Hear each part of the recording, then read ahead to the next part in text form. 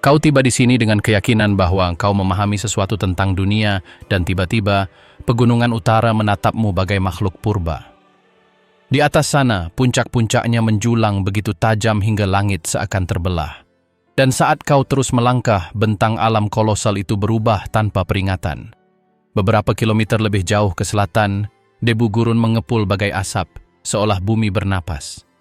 Di kota-kota, lajunya tak henti-hentinya. Karachi meraung bagai binatang yang terbangun. Lahore tak pernah tenang. Tashkent adalah labirin gang-gang tempat aroma arang dan rempah-rempah bercampur dengan deru sepeda motor yang berlalu beberapa inci darimu. Hidup bergerak cepat, tetapi bukan karena tergesa-gesa. Ia bergerak karena semua orang ingin sampai di sana lebih dulu, bahkan tanpa tahu kemana mereka akan pergi. Namun, kau hanya perlu memasuki sebuah desa agar semuanya berhenti. Di daerah pedesaan, aturan berubah. Terkadang dalam hitungan meter, tak seorang pun menjelaskannya padamu. Kau hanya merasakannya. Tatapan-tatapan itu intens. Keramah tamahan adalah seni, tetapi juga penyaring. Mereka menyambutmu dengan teh, tetapi mereka membaca jiwamu saat kau meminumnya. Setiap gesture berarti, setiap kata ditimbang. Dan tepat ketika engkau merasa telah memahami sesuatu, Pakistan melemparkan kebenaran lain kepadamu. Dalam perjalanan ini, kau akan menemukan mengapa negara ini sulit dipahami dan mengapa mungkin itu tak pernah menjadi tujuannya.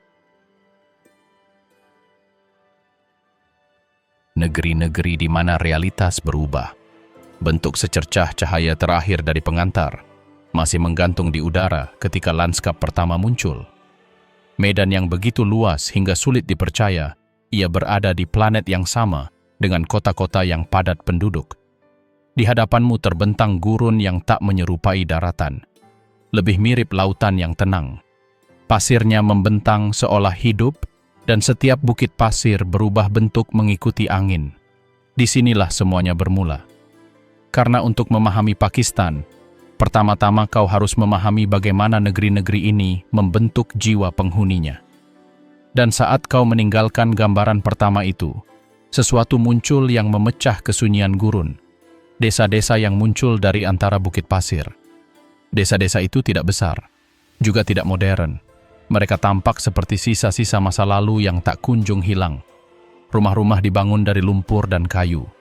Bayangan panjang terpantul di pintu masuk setiap rumah. Orang-orang bergerak lambat, bukan karena kelelahan, tetapi karena di sini panas yang menentukan kecepatannya. Tak seorang pun menentang matahari, tak seorang pun berlari di bawah langit itu. Dari desa-desa ini, rute mengarah ke lembah-lembah yang benar-benar mengubah nuansa perjalanan. Transisinya mendadak. Anda beralih dari gurun kuning ke hijau pekat tanpa peringatan. Sungai-sungai berkelok-kelok di antara pegunungan seolah melarikan diri dari sesuatu. Dan saat Anda mendekat, Anda memperhatikan bagaimana airnya meninggalkan jejak yang berbeda tergantung musim. Ada kalanya, airnya jernih seperti kaca. Di lain waktu, airnya menjadi buram, hampir metalik. Penduduk setempat mengatakan bahwa air membawa cerita, bahwa air membawa rahasia tentang apa yang terjadi di atas sana, di daerah-daerah yang tak seorang pun masuk tanpa izin. Dengan perubahan lanskap ini, orang-orang juga berubah. Di lembah-lembah, wajah-wajah tampak berbeda. Mata memiliki kilau yang lebih lembut. Suara-suara tidak lagi sekeras dulu. Meski begitu, kekuatan yang sama terasa. Kekuatan yang lahir dari berurusan dengan pegunungan yang tampak seperti dewa. Di sini, hidup bergantung pada kemampuan untuk mendengarkan tanah. Dan penduduknya tahu itu. Mereka tahu kapan harus bergerak. Mereka tahu kapan harus diam. Mereka tahu kapan badai mendekat meskipun langit biru. Dari pegunungan inilah bermula jalan-jalan yang mengarah ke wilayah-wilayah paling terpencil di negeri ini. Dan mengikuti mereka, kita akan mengerti mengapa begitu banyak pelancong menyebut Pakistan sebagai negeri yang tak terduga. Ada daerah-daerah di mana waktu seolah berhenti tanpa alasan. Di sana, tradisi terasa lebih berat daripada batu-batu Himalaya. Desa-desa beroperasi di bawah aturan kuno. Aturan yang tak seorang pun tulis, tetapi semua orang hormati. Di tempat-tempat ini, orang asing bukan sekadar pengunjung. Mereka hanyalah rumor yang beredar. Suasana misteri ini semakin kuat ketika muncul enklave-enklave yang dilarang pemerintah. Daerah-daerah di mana orang asing dilarang masuk. Tempat-tempat di mana hukum tertulis kurang penting daripada perkataan para tetua.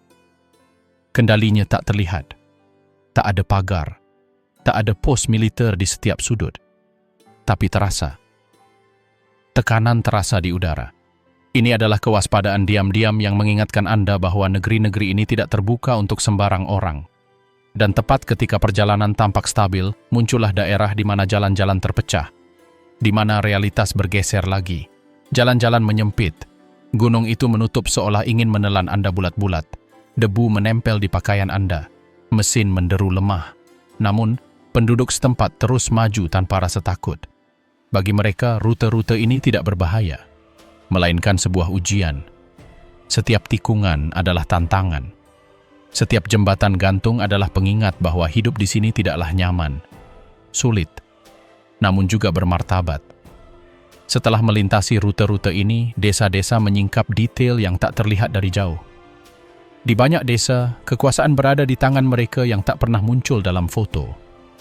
Para pemimpin lokal memutuskan apa yang diizinkan, apa yang dirahasiakan, siapa yang masuk dan siapa yang tidak. Otoritas resmi datang, tetapi tidak berkuasa. Mereka yang mengenal gunung berkuasa. Mereka yang bisa membaca angin berkuasa. Mereka yang mengingat perang yang tak tercatat dalam buku berkuasa. Dan di dalam dunia aturan tak kasat mata ini, kekerasan muncul. Kekerasan yang tak seorang pun bicarakan secara terbuka. Kekerasan itu tak selalu fisik. Terkadang berupa keheningan, sebuah penggusuran, sebuah tatapan panjang. Di wilayah-wilayah ini, stabilitas bergantung pada kesepakatan yang diwariskan dari generasi ke generasi. Ancaman itu tak berteriak, ia berbisik, dan penduduk belajar untuk hidup dengan ketegangan ini tanpa kehilangan ketenangan mereka. Kota-kota yang memancarkan kecurigaan dan hasrat Karachi adalah hal pertama yang Anda rasakan. Ia tidak menyambut Anda, ia mencengkeram Anda. Begitu Anda keluar dari mobil, udara dipenuhi garam, asap, dan sesuatu yang menggetarkan yang tak terdefinisikan. Ia bukan kota, ia organisme hidup yang bernapas dengan kecepatan tinggi. Klakson yang meraung bukanlah kebisingan, ia sebuah bahasa. Sepeda motor yang melesat melewati lengan Anda bukanlah kekacauan. Ia koreografi. Karachi hidup seolah takut berhenti, seolah ada sesuatu yang mungkin pecah dalam jeda. Di sini, hidup tidak diperdebatkan. Ia didorong maju.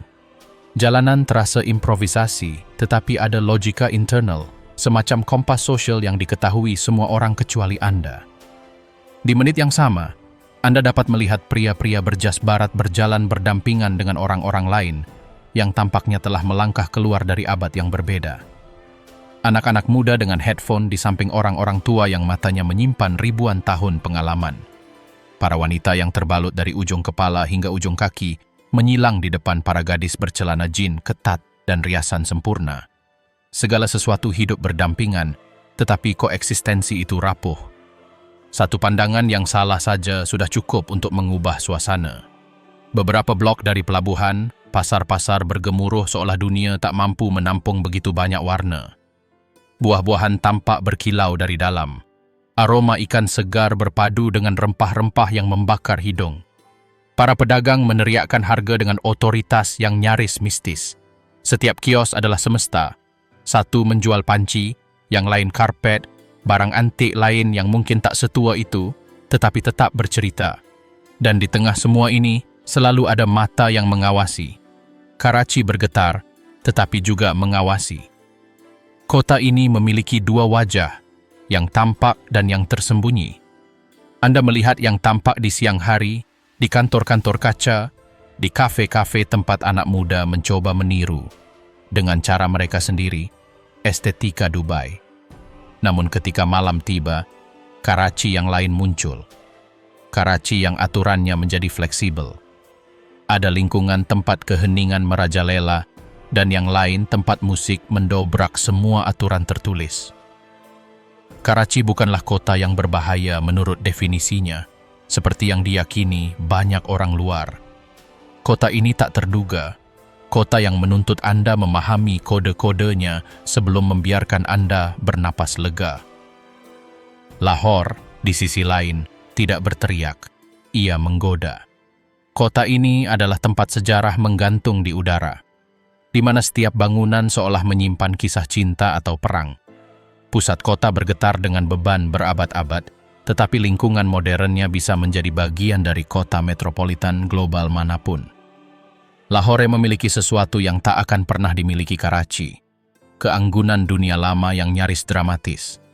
Jalan-jalannya dipagari pepohonan, dan taman-tamannya tampak dirancang untuk percakapan panjang dan janji-janji yang tak pernah ditepati. Tapi jangan tertipu. Di balik keindahan itu, Lahore juga memancarkan kecurigaan. Di sini, pengawasan sosial tak selalu terlihat, tetapi terasa. Di beberapa lingkungan, seorang perempuan hanya perlu melangkah keluar tanpa pendamping yang tepat agar mata mengikutinya bagai bayangan. Di lingkungan lain, yang mengejutkan, kebebasan berkuasa yang menghancurkan semua stereotip. Ada kafe-kafe tempat seniman muda berdiskusi filsafat, tempat pasangan-pasangan duduk terlalu berdekatan, tempat muzik terdengar lebih keras dari seharusnya. Ruang-ruang di mana, untuk beberapa jam, Pakistan tak lagi terasa seperti Pakistan. Hanya beberapa meter dari oasis-oasis ini, ketimpangan menjadi brutal. Rumah-rumah besar berbata merah dijaga oleh penjaga bersenjata. Tetapi di tikungan, Anda menemukan rumah-rumah tanpa jendela, jalanan tak beraspal, anak-anak berjualan bunga dengan senyum yang terlalu lebar untuk kerasnya lingkungan mereka. Lahore memang seperti itu, kontradiksi yang abadi. Keindahan dan kesengsaraan berbenturan bagai lempeng tektonik. Namun dari benturan itu, lahir energi yang khas, nyaris adiktif. Islamabad adalah sesuatu yang sama sekali berbeda. Sebuah kota yang dibangun untuk menjadi sempurna. Jalan-jalan lurus, lingkungan yang tertata rapi seperti kotak, taman-taman yang dirancang dengan geometri yang presisi.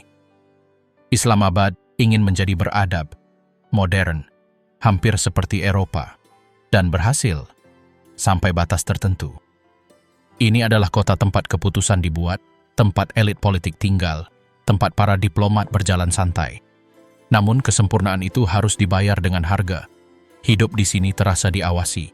Lebih parah daripada di Karachi, lebih parah daripada di Lahore.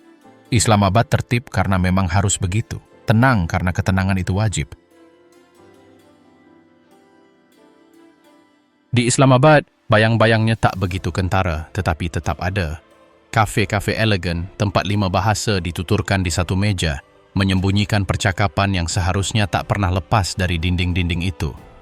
Banyak anak muda datang mencari kebebasan, tetapi kebanyakan menemukan bahwa pengawasan sosial tak lenyap begitu saja dengan jalanan yang bersih. Ia hanya menjadi lebih sopan, lebih sunyi. Penindasan di sini tak berteriak. Ia tersenyum. Meski begitu, Islamabad juga memiliki kehidupan gandanya. Cukup selangkah dari kawasan diplomatik, dan kota itu menampakkan wajah yang tak terduga. Ada permukiman di mana rumah-rumah berpadu dengan bengkel-bengkel darurat, tempat anak-anak bermain sepak bola di antara kendaraan-kendaraan tua, tempat kumpul keluarga berlangsung hingga fajar, dan tak seorang pun repot-repot menaati aturan. Di sini, modernitas lenyap. Perkotaan berubah menjadi pedesaan yang mendalam dalam hitungan menit. Dan di antara ketiga kota ini, Karachi, Lahore, dan Islamabad, terdapat kisah-kisah nyata yang mengungkapkan bagaimana rasanya hidup dalam negosiasi terus-menerus antara hasrat dan kecurigaan. Di Karachi, seorang pria bernama Shabir tinggal di lingkungan tempat semua orang mengenalnya, tetapi tak seorang pun benar-benar mengenalnya. Ia telah menjadi sopir taksi selama 20 tahun.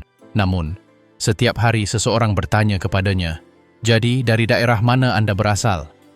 Itu bukan rasa ingin tahu, melainkan upaya untuk mengkategorikannya, menempatkannya di peta-peta kota yang tak kasat mata. Begitulah cara kerja Karachi.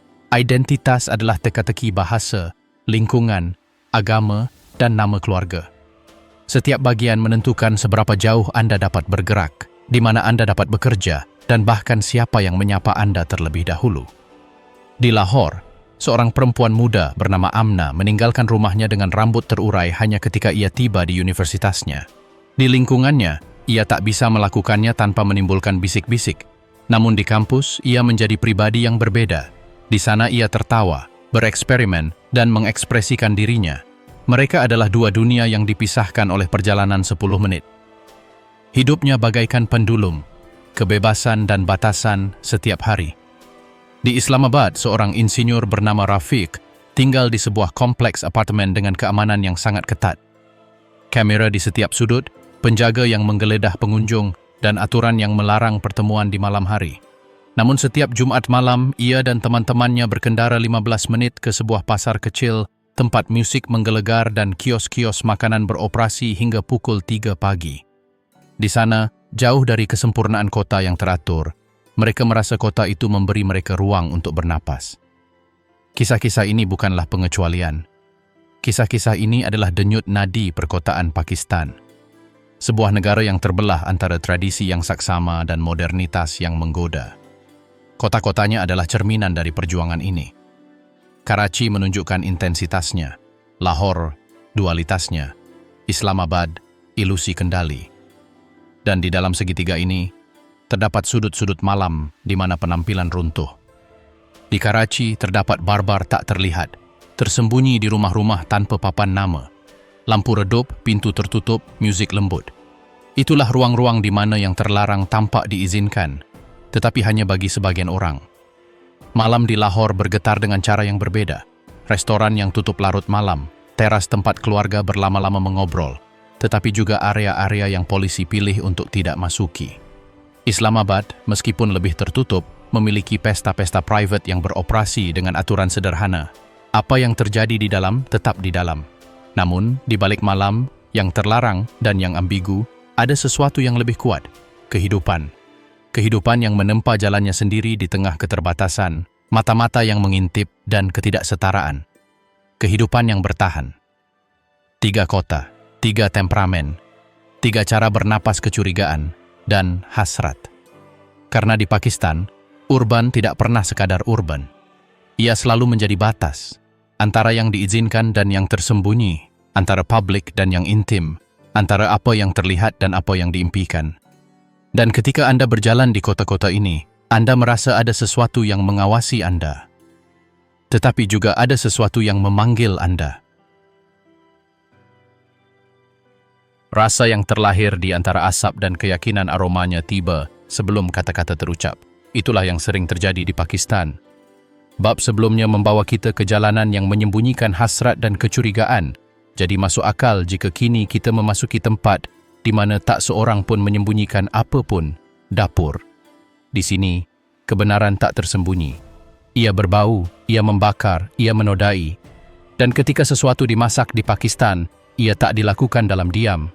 Ia dilakukan dengan suara, dengan uap, dengan tangan yang telah belajar memadukan tradisi dan keyakinan dalam satu sendok sayur yang sama. Semburan aroma pertama itu biasanya berasal dari biryani. Dan karena kita berbicara tentang apa yang Anda rasakan di udara, mari kita perjelas. Biryani tidak menyehatkan, ia menghipnotis. Nasi menguning, daging melunak seolah menyerah, rempah-rempah tak bercampur. Mereka saling beradu untuk melihat mana yang mendominasi. Sebuah hidangan yang lahir berabad-abad lalu, ketika para pelancong kuno meninggalkan resep-resep mereka yang tersebar di sepanjang rute ini. Orang-orang di sini memasaknya dalam panci logam besar yang bergetar karena api. Dan saat tutupnya menyegel semua uap, seluruh lingkungan tahu seseorang sedang merayakan. Karena tak seorang pun membuat biryani untuk dimakan sendirian. Tak pernah. Melewati panci yang tampak seperti gunung berapi yang tak aktif itu, mustahil untuk tidak mengikuti jejak asapnya. Asap itu membawa Anda ke nihari.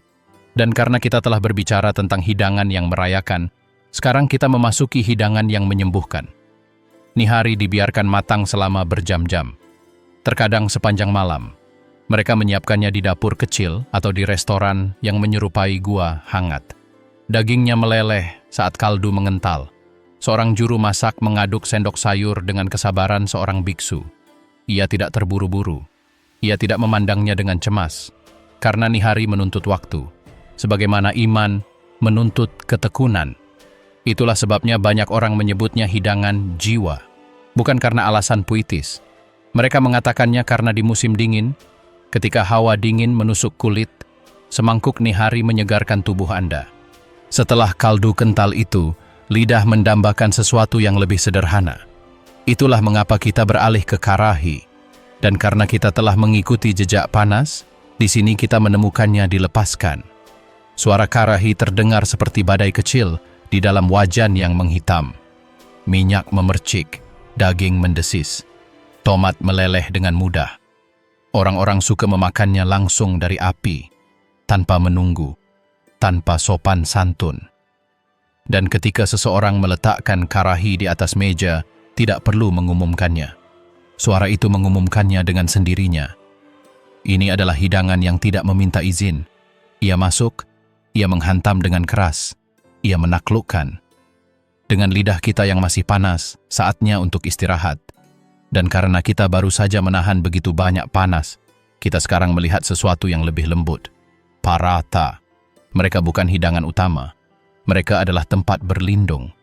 Mereka diremas di kios-kios kaki lima yang tanahnya ditutupi tepung. Juru masak melemparkan adonan ke udara dan meratakannya dengan gerakan yang tampak seperti koreografi. Roti pun terbentuk. Lalu roti itu jatuh ke wajan datar yang membuatnya kecoklatan tanpa ampun. Dimakan dengan madu, telur, atau apapun yang tersedia. Namun, cara yang paling umum adalah memakannya begitu saja. Karena paratha yang enak tidak butuh teman. Dan ketika renyah, orang-orang terdiam sesaat. Kedengarannya sederhana, tetapi di Pakistan, roti juga merupakan tanda kasih sayang. Setelah roti, jalur alami membawa kita ke minuman yang menguasai negara ini, teh. Dan karena kita telah membahas beberapa hidangan yang dahsyat, sekarang saatnya untuk fokus pada sesuatu yang tampak sederhana. Chai bukan sekadar teh. Chai adalah sebuah ritual, sebuah alasan, sebuah cara berbicara tanpa bicara.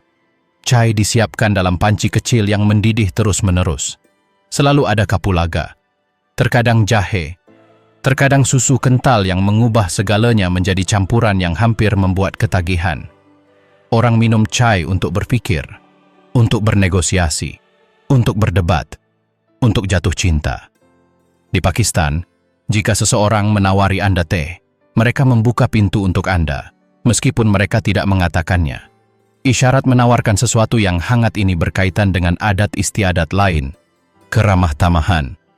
Dan karena kita baru saja membahas chai, ada baiknya kita menyelaminya lebih dalam. Di sini tidak ada yang bertanya apakah Anda lapar. Mereka berasumsi Anda lapar. Dan jika Anda menjawab tidak, mereka tidak mempercayai Anda. Makanan disajikan seolah-olah itu adalah sumpah. Di banyak rumah, orang memasak lebih dari yang mereka butuhkan. Bukan karena boros, tetapi karena kebiasaan. Karena gagasan meninggalkan seseorang tanpa piring di meja hampir dianggap tidak senonoh. Orang bisa hidup dengan sedikit, tetapi mereka tidak akan pernah membiarkan tamu makan sedikit. Kelebihan yang lembut itu membawa kita ke pasar. Dan setelah datang dari keintiman rumah kita, kini kita melangkah keluar ke dalam kebisingan yang menekan dari segala arah. Pasar-pasar Pakistan tak pernah berhenti. Panasnya menyesakkan. Kios-kios berdesakan rapat. Aromanya bercampur dengan teriakan dan tawa. Daging dipotong tepat di depan mata. Sayuran berkilau seolah memiliki cahayanya sendiri. Minyak mendesis. Para pedagang tak sekadar berjualan. Mereka merayu. Mereka meyakinkan. Mereka berebut pelanggan. Di sini, makanan bukanlah sebuah objek, melainkan sebuah tontonan. Dan setiap kios seolah menceritakan kisah yang tak perlu kata-kata. Menyusuri lorong-lorong itu membuat kita berpikir tentang sesuatu yang lebih kuno. Karena jika makanan dinikmati dengan intensitas seperti itu hari ini, itu karena ia membawa sejarah berabad-abad. Banyak resep berasal dari jalur perdagangan yang kini sudah tak ada lagi. Lainnya lahir di dapur para nomaden yang hidup tanpa tembok. Beberapa datang bersama penjajah yang kemudian pergi. Negeri ini belajar mencampur segalanya tanpa meminta izin. Maka setiap hidangan memiliki warisan tersembunyi. Terkadang Persia, terkadang Afghanistan, terkadang Arab, tapi selalu Pakistan. Perpaduan ini bukan sebuah konsep, melainkan dicicipi, melainkan dinikmati. Dengan mempertimbangkan semua pengaruh ini, kita kembali ke sesuatu yang lebih intim. Karena sementara sejarah menjelaskan mengapa resep ada, manusia menjelaskan mengapa resep itu bertahan. Di sini, makanan tidak hanya disiapkan untuk mengisi perut, ia disiapkan untuk mengirim pesan. Biryani bisa menjadi permintaan maaf, chai bisa berarti, duduklah, aku ingin memberitahumu sesuatu. Paratha bisa berarti, aku merindukanmu. Makanan berfungsi sebagai bahasa paralel, lebih jujur, lebih langsung. Ketika kata-kata tak mampu mengungkapkan, sebuah hidangan selalu muncul. Cara berbicara tanpa kata-kata ini membawa kita ke sudut yang lebih dalam, hubungan antara makanan dan iman. Kita telah berkutat pada topik ini, tetapi di sini ia menjadi tak terelakkan. Banyak hidangan disajikan pada hari-hari suci, yang lainnya dihindari. Beberapa hanya dimasak untuk menandai akhir puasa. Ketika senja tiba di bulan Ramadan, meja-meja dipenuhi warna dan suara. Orang-orang berdoa, lalu mereka makan. Ini bukan sekadar makan. Ini adalah tindakan spiritual. Api yang memasak juga menerangi, dan makanan menjadi jembatan antara tubuh dan keyakinan. Tak ada yang disiapkan di sini tanpa niat. Setelah begitu banyak beban simbolis, kita dibiarkan mengamati apa yang terjadi ketika seorang asing tiba di meja. Karena jika di bab-bab sebelumnya kita melihat kota-kota dan landscape yang penuh kewaspadaan dan mengundang rasa hormat, di sini kita menemukan bagian terhangat negara ini. Tuan rumah Pakistan tidak bertanya dari mana Anda berasal. Mereka bertanya apa yang ingin Anda makan. Dan jika Anda mengatakan apa saja, Anda membuat kesalahan. Karena apa saja berubah menjadi pesta. Orang asing mungkin merasa diawasi di jalanan, tetapi di meja, mereka merasa disambut. Itulah satu-satunya tempat di mana negara menurunkan pertahanannya. Kesimpulan itu memberi kita gambaran yang jelas, terhubung dengan segala sesuatu yang ada sebelumnya. Jika Pakistan menghembuskan hasrat di kota-kotanya dan misteri di pegunungannya, ia menghembuskan identitas dalam makanannya. Dimanapun Anda berada, sebuah hidangan akan selalu mengingatkan Anda di mana Anda berdiri. Di sini, rasa bukanlah hiasan, melainkan sebuah pernyataan. Sebuah cara untuk memahami kehidupan. Dan seiring asap, keyakinan, dan rempah-rempah terus berhembus, kita pun menyadari bahwa negeri ini tak dapat dijelaskan dengan kata-kata, ia dijelaskan dengan api. Para perempuan di balik kerudung dan bayang-bayang. Dan setelah berbicara tentang mereka yang memasak, berbagi, dan melestarikan jagat kuliner ini, mustahil untuk tidak beralih ke topik yang selalu memicu rasa ingin tahu dan rasa hormat. Para perempuan Pakistan. Kehadiran mereka tidak ditampilkan seperti di belahan dunia lain. Kehadiran mereka terasa, terkadang dari kejauhan, terkadang dari keheningan yang lebih berat daripada kata-kata. Dan meskipun banyak yang percaya bahwa bayangan menyembunyikan mereka, kenyataannya adalah bayangan itu mengungkapkan lebih banyak daripada yang mereka sembunyikan. Untuk memahami kehadiran ini, pertama-tama kita harus melihat wajah mereka. Dan karena kita berasal dari kehangatan api, kini kita beralih ke kecantikan yang tampaknya dipahat dengan sabar. Di utara, fitur-fiturnya jelas, terkadang hampir seperti Eropa. Mata yang tampak memiliki cahayanya sendiri dan kontras dengan pakaian tradisional. Di barat, fitur-fiturnya menjadi lebih kuat. Tatapan yang intens, kulit yang memantulkan matahari yang kering. Di selatan, wajah berubah lagi, lebih halus, lebih hangat. Setiap daerah memiliki karakter khasnya sendiri. Itu bukan stereotip. Ini adalah jejak iklim, sejarah, dan perpaduan yang telah dialami negeri ini selama berabad-abad. Keragaman fisik ini membawa kita pada cara mereka berpakaian. Dan karena kita berasal dari kontras antar wilayah, kini kita melihat kontras lain. Shalwar kamis, pakaian yang elegan dan sederhana itu, berubah warna tergantung tempatnya. Di Karachi, kainnya berkilauan.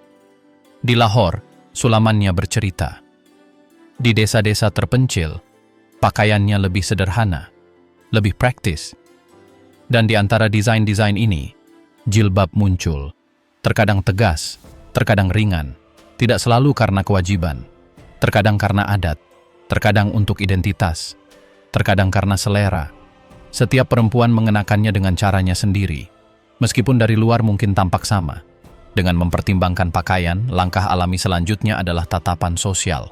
Karena sebagaimana setiap kain menutupi sesuatu yang berbeda, setiap komunitas menafsirkan feminitas secara berbeda. Di beberapa kota, seorang perempuan dapat berjalan sendiri dan merasa aman. Di kota-kota lain, setiap tatapan menimbangnya, mengamatinya, mengukurnya.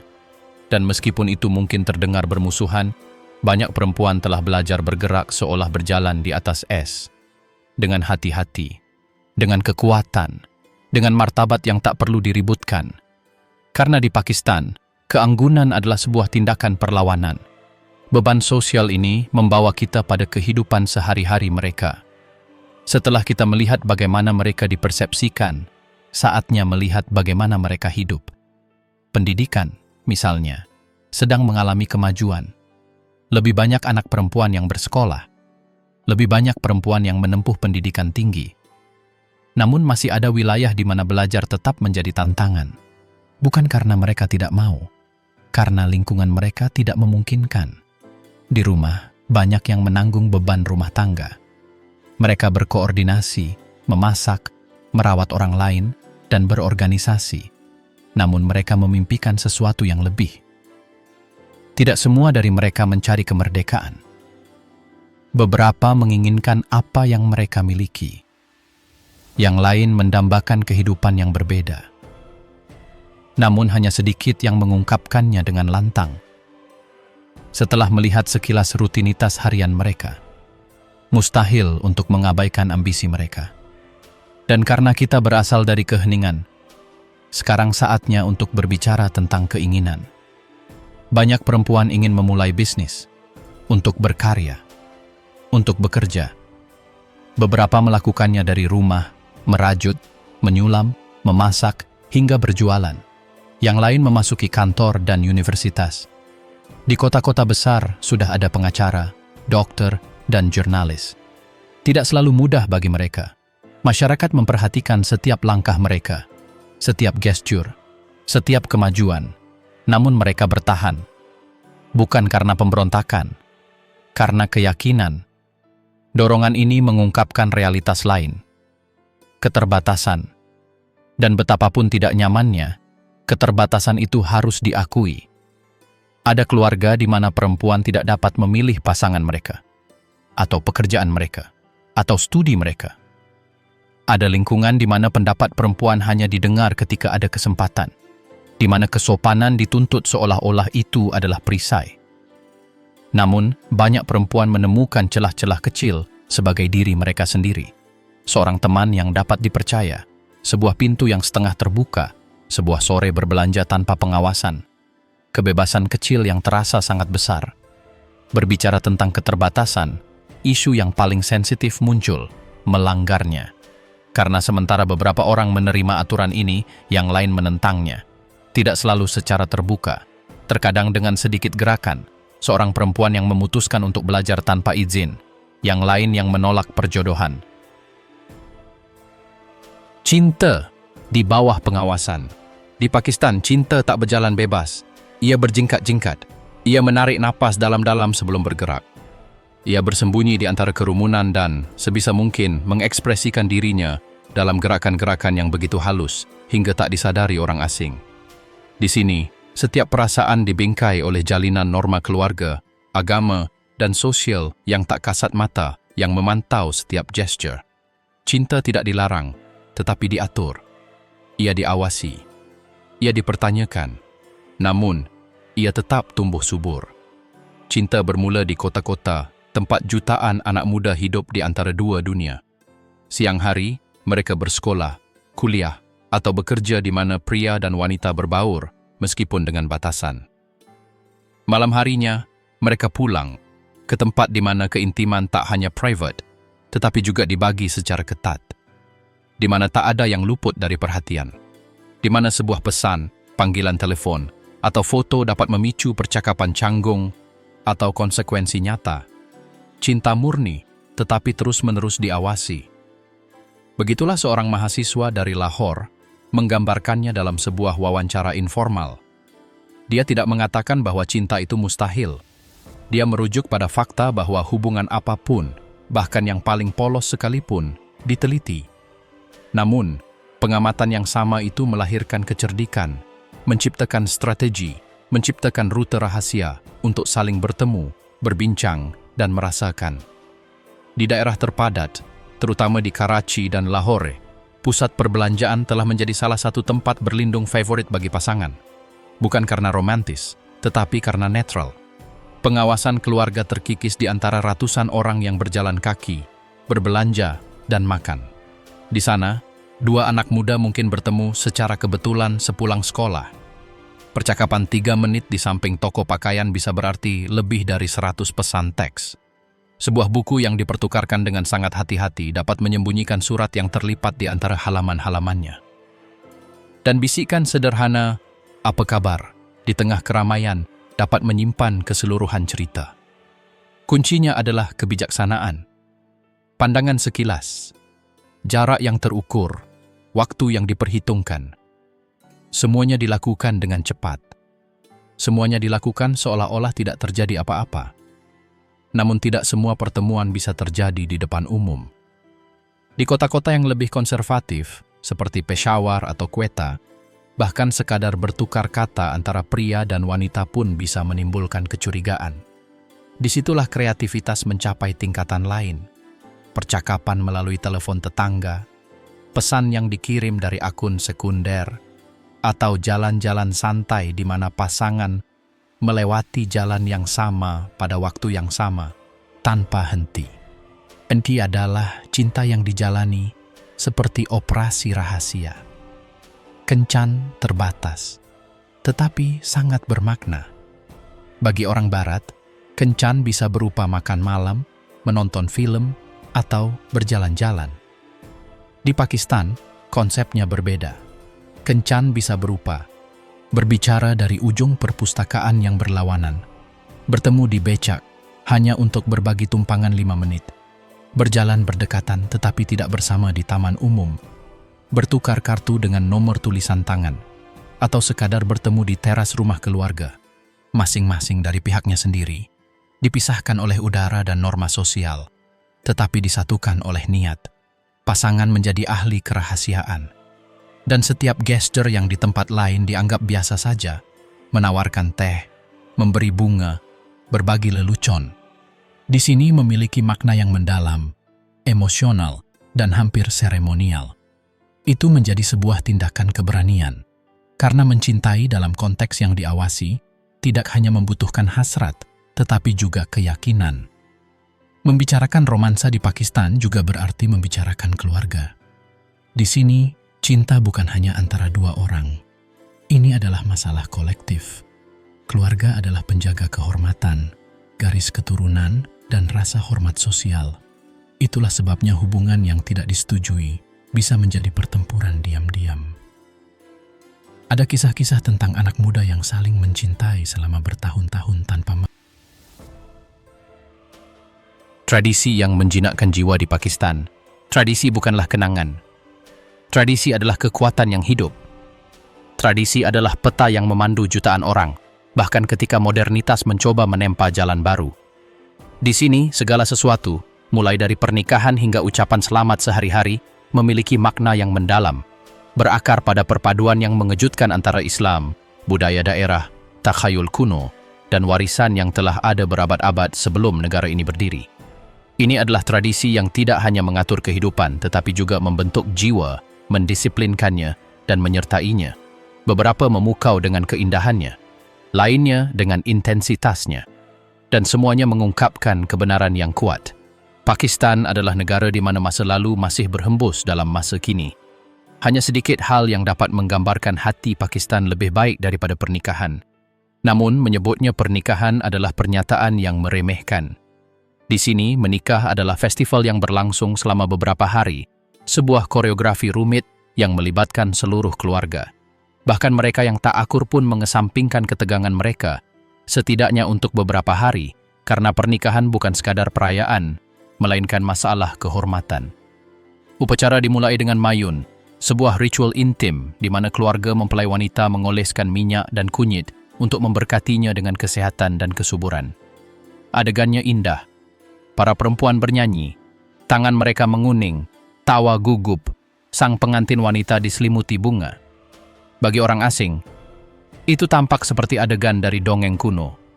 Kemudian tibalah Mehndi, mungkin hari yang paling meriah. Udara dipenuhi dengan tabuhan drum dan lagu-lagu tradisional, sementara tangan dan kaki pengantin wanita ditutupi dengan desain henna yang rumit yang membutuhkan waktu berjam-jam untuk diselesaikan. Setiap desain memiliki tujuan untuk menarik keberuntungan, melindungi dari mata jahat, merayakan kewanitaan. Baraat, kedatangan mempelai pria ditemani keluarganya, hampir dramatis. Para pria berpakaian bordir, para wanita berkilau di bawah perhiasan dan kerudung, anak-anak berlarian di antara orang dewasa. Pengantin pria masuk diiringi musik keras, lampu, kelopak bunga, dan dalam beberapa kasus, tarian yang memadukan tradisi dan modernitas. Ini adalah prosesi yang menandai dimulainya pernikahan secara resmi. Terakhir, tibalah walima, resepsi yang diselenggarakan oleh keluarga pengantin pria. Resepsi ini lebih formal, lebih khidmat, tetapi sama pentingnya. Di sini, keluarga menunjukkan keramahan, status, dan kemurahan hati mereka. Semuanya dilakukan dengan tujuan yang jelas, menghormati pernikahan, dan melakukannya dengan cara yang meninggalkan kesan abadi. Pernikahan di Pakistan tak terlupakan. Bukan hanya karena besarnya, tetapi karena merupakan ritual yang membentuk kehidupan sosial, menyatukan keluarga, meredakan ketegangan, menegaskan kembali peran, dan, dalam banyak kasus, menghidupkan kembali ikatan iman. Islam mendefinisikan sebagian besar identitas negara ini, dan perayaannya menandai kalender emosional masyarakatnya. Ramadan mengubah seluruh lingkungan. Malam-malam menjadi lebih hidup, jalanan dipenuhi aroma yang kuat, dan keluarga berkumpul untuk berbuka puasa dengan iftar, perpaduan antara spiritualitas, disiplin, dan perayaan. Siang hari, keheningan merajalela. Jalanan seakan menahan napas. Namun, saat malam tiba, segalanya meledak. Makanan yang baru disiapkan, masjid-masjid yang terang benderang, percakapan yang berlangsung hingga fajar. Bulan di mana spiritualitas berpadu dengan kebersamaan, di mana kesabaran menjadi sebuah kebajikan, dan di mana refleksi menjadi rutinitas. Idul Fitri, yang menandai berakhirnya Ramadan, adalah ledakan kegembiraan. Seluruh keluarga saling mengunjungi, mengenakan baju baru, dan bertukar kado. Hari di mana tak seorang pun boleh makan sendirian, jalanan bergetar. Namun mungkin perayaan yang paling meriah adalah Idul Adha, di mana jutaan keluarga mengorbankan seekor hewan, biasanya kambing, sapi, atau unta, mengikuti tradisi Nabi Ibrahim. Meskipun mungkin mengejutkan orang asing, bagi mereka itu adalah tindakan keimanan, kemurahan hati, dan tanggung jawab sosial. Dagingnya dibagikan kepada keluarga, tetangga, dan mereka yang paling membutuhkan. Ini adalah ritual yang mengingatkan kita bahwa keimanan juga melibatkan berbagi. Di daerah pedesaan, spiritualitas memiliki corak yang berbeda. Di sini, batas antara agama, tradisi, dan takhayul semakin kabur. Beberapa ritual berakar dari pra-Islam. Yang lain menggabungkan puisi sufi, kepercayaan suku, dan praktik yang diwariskan secara lisan. Hasilnya adalah dunia yang memukau. Ada upacara di mana tanaman diberkati dengan air yang dibawa dari mata air suci. Ada desa-desa di mana pita warna-warni diikatkan ke pohon untuk memohon perlindungan. Dan ada juga ritual di mana musik, terutama drum doll, membangkitkan kondisi trans selama perayaan mistis yang berkaitan dengan sufi. Antara roh, sihir, dan yang tak terjelaskan. Tradisi yang kita lihat sebelumnya menyingkapkan sebuah negeri yang dituntun oleh kehormatan dan keyakinan sehari-hari. Namun, Anda hanya perlu menempuh beberapa kilometer untuk merasakan sesuatu yang berbeda. Denyut nadi yang lebih tua. Bayangan yang tak selaras dengan doa atau perayaan keluarga. Di Pakistan, spiritualitas tak hanya terbatas pada kuil. Ia tumpah ruah di sepanjang jalan pedesaan, bersembunyi di lorong-lorong kota tua, dan berhembus di tempat-tempat yang tak terjangkau sains. Disinilah dimensi lain dimulai, misteri. Sebagian menyebutnya tahayul, sebagian lagi menyebutnya sihir. Namun bagi banyak orang Pakistan, itu adalah bagian nyata dari kehidupan. Sebuah realitas paralel di mana roh, energi, dan jin sama lazimnya dengan angin. Dan tak seorang pun menyangkalnya.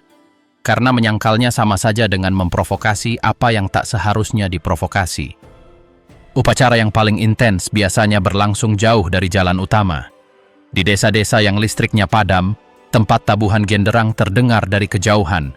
Orang-orang datang saat senja. Sebagian datang dengan rasa takut, sebagian lagi dengan harapan. Banyak yang mencari obat untuk sesuatu yang tak dapat dijelaskan oleh dokter. Ritualnya dimulai dengan sederhana. Lilin menyala, desahan, seorang lelaki tua menggumamkan ayat-ayat Al-Quran. Namun, ketegangan segera meningkat. Mereka yang hadir memejamkan mata.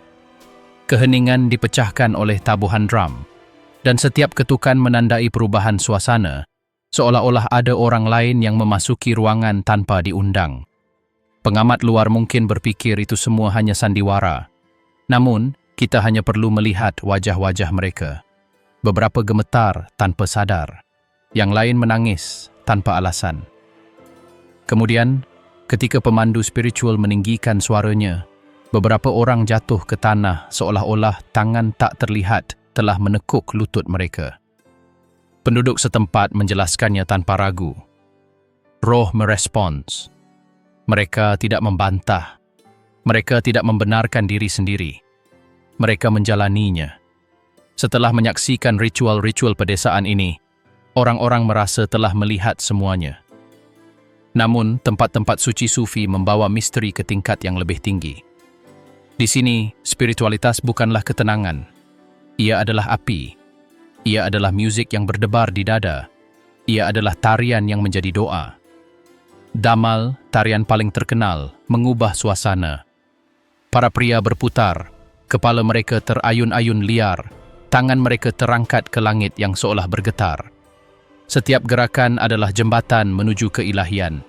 Dan seiring musik semakin intens, beberapa memasuki trance. Mereka berteriak, mereka tertawa. Mereka berbicara dalam bahasa yang tak mereka pahami saat mereka sadar. Tubuh mereka bergerak sendiri, seolah-olah energi lain sedang menggunakan mereka untuk mengekspresikan diri.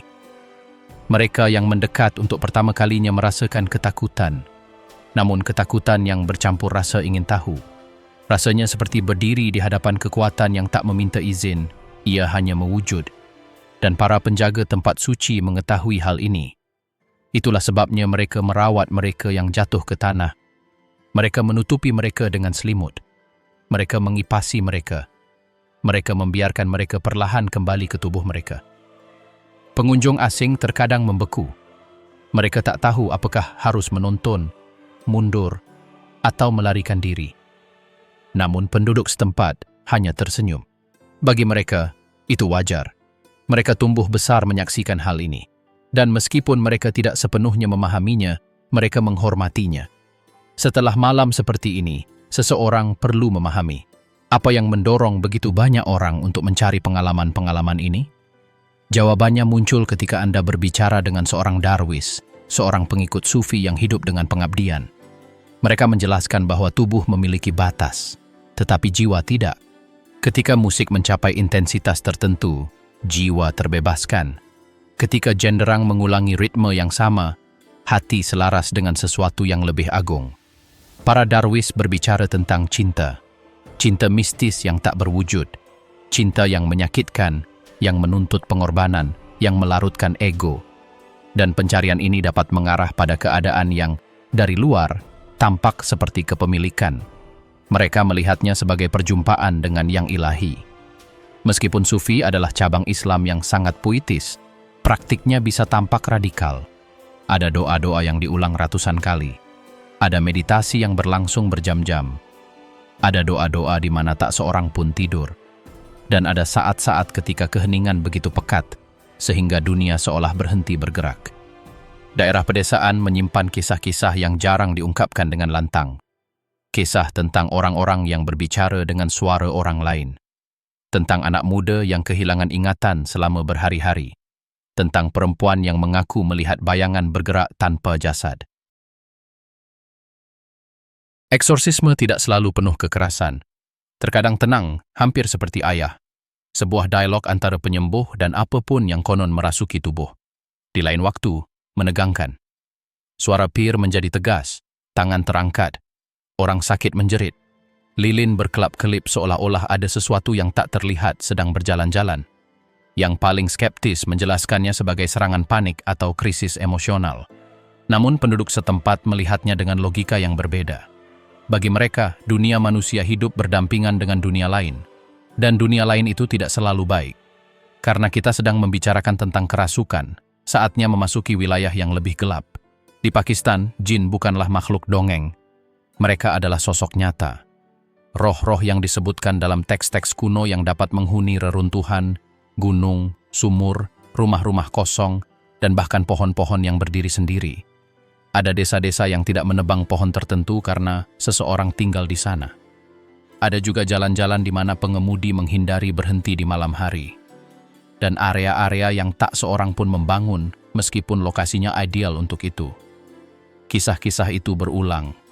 Suara-suara yang tak terjelaskan, bayangan yang mengikuti pejalan kaki, batu-batu berjatuhan entah dari mana. Di Karachi, Lahore, dan Peshawar, ada gedung-gedung tempat penjaga malam berhenti setelah beberapa saat. Mereka tak mau bekerja di dekat gedung-gedung itu. Beberapa turis tertawa, hingga mereka menghabiskan malam mendengar langkah kaki di apartemen kosong. Jin dikenal tak terduga. Mereka tak selalu jahat. Terkadang mereka hanya menempati ruang mereka sendiri. Namun rasa hormat itu wajib. Tak seorang pun ingin memprovokasi apa yang tak terlihat.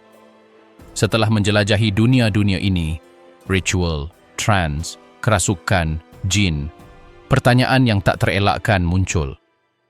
Mengapa perpaduan intens antara agama dan mistisisme ini? Jawabannya terletak pada sejarah negara itu.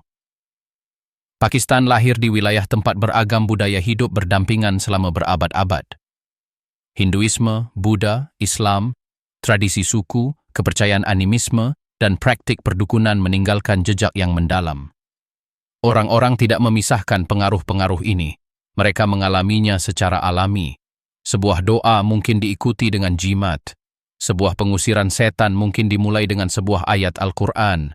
Sebuah ritual mungkin memadukan musik spiritual dengan gestur leluhur. Tidak ada kontradiksi, hanya kontinuitas.